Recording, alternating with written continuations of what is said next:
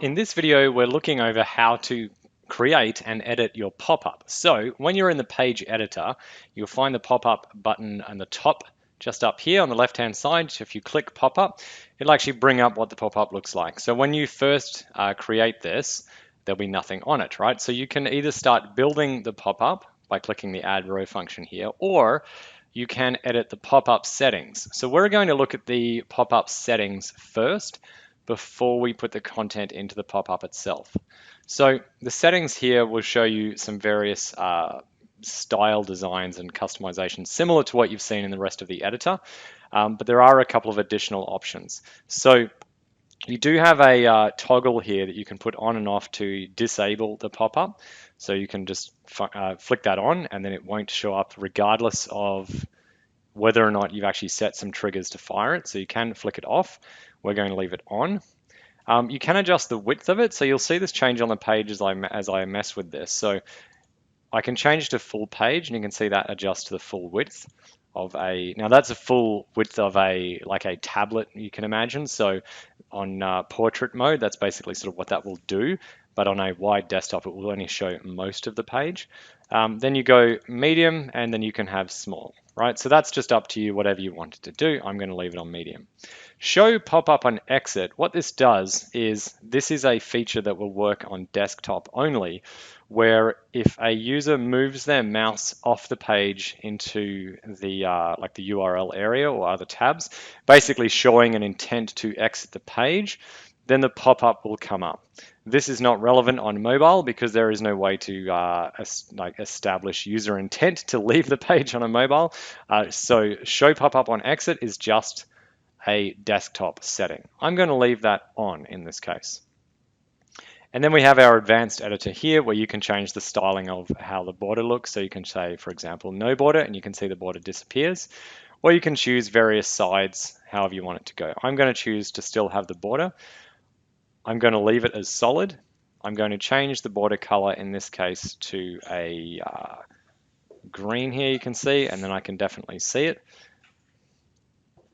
And I'm going to change the radius. I'm actually going to dial it right back to 5 pixels. You can see now it's just a lot thinner there. Right, you can also change the radius of the border. What this means is the curvature of the corners. So you can see now I have a very curved radius and I can put it back to 0, which will give me a square pop-up. And that's what I'm going to leave on this page here. The radius edge, just to explain how that works, sorry, is if I have curved, I can have that apply to the top only, like this, or the bottom only, and you can see this changing on the page here, or you can do all edges there. You can add a shadow effect, either an inner shadow, like that, or an outer shadow, which drops onto the page. You can't see that very well here because I've got a black page, but that's effectively what that does. Okay, so that's the general and advanced settings of how the pop-up works. Your padding options, as you can see here, is really about how much space there is around the elements. I'm going to add some elements before I come back and show you how they work. So I'm going to click on Add Row to this pop-up, and we're going to add a 1-column row, and then we're going to add an element, and you'll see we have all the normal building options just as you would have for the rest of your page to put in on this pop-up. So I'm going to add a headline. Now remember, because my text is set by default to white, I can't see this, so I'm going to change my text color.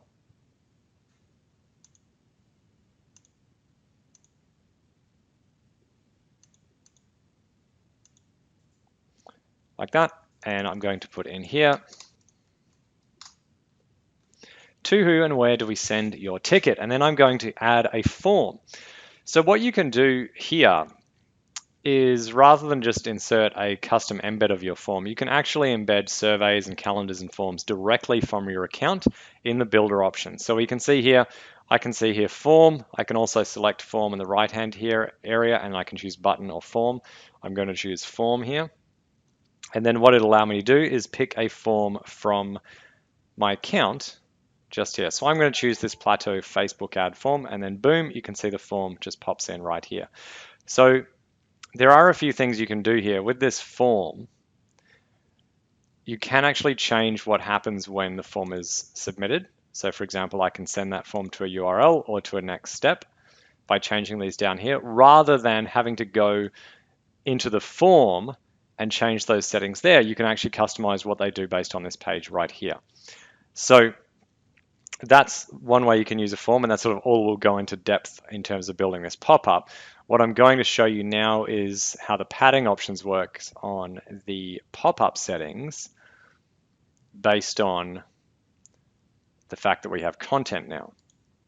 So I click my open pop-up settings here to get out of the form settings, and now you can see if I change the padding on top, you can see it's basically adding the padding to those elements. The same thing happens left and right. I'm going to leave these on 20. You can see I can also just adjust the number by typing. And the margin top simply moves the pop-up down the screen, right? So that's literally the margin between the top of the screen and where the pop-up appears. Cool, and then we can check, as always, how our pop-up looks on a mobile as well.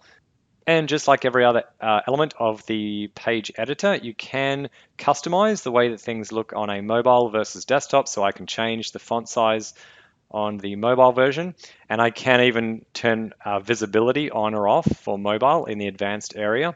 I can show things to just be mobile or just be desktop, the reverse of what I just did. So I can show you, I could turn off display on mobile and have it only on desktop. Or vice versa, I can have elements show on mobile and not on desktop, right? And that's also covered in the video talking about how to optimize your mobile page. And so the last thing I'll show you on this video is how to actually get the pop-up to appear. We obviously covered the exit intent beforehand.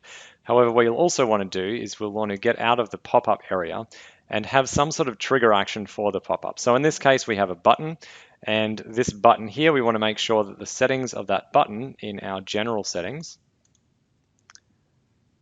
on the actions are set to open the pop-up, right? And so whatever element we have set to open the pop-up, when that's clicked, it will bring up the pop-up and whatever we have built onto it.